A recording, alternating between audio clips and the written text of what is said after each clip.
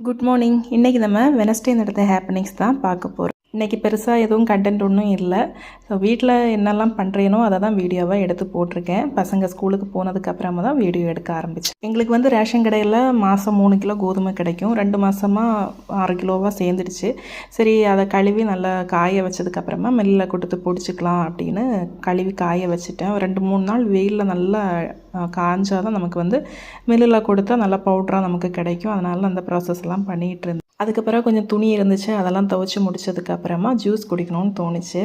Beetroot இருந்ததுனால அன்றைக்கி beetroot juice போட்டு குடிக்கலான்னு பீட்ரூட்டை நல்லா கிரைண்ட் பண்ணி அதில் தண்ணி விட்டு ஜூஸ் மாதிரி போட்டு கொஞ்சமாக உப்பு சேர்த்து அதை வந்து கலந்து குடிச்சிட்டேன். எண்ணெய் எல்லாமே காலி ஆகிடுச்சு. தேங்காய் எண்ணெய் மட்டும் கொஞ்சமாக இருந்துச்சு. நல்லெண்ணெய் வந்து ஃபுல்லாகவே காலி ஆகிடுச்சு. சரி, தேங்காய் எண்ணெய் வந்து தலைக்கு தேய்க்கிறதுக்குன்னு தனியாக நான் வச்சுருப்பேன். அந்த பாட்டிலில் ஊற்றிட்டு மீதி தேங்காய் எண்ணெய் நல்லெண்ணெய் இதெல்லாமே ரீஃபில் பண்ணி அன்றைக்கி வச்சுட்டேன்.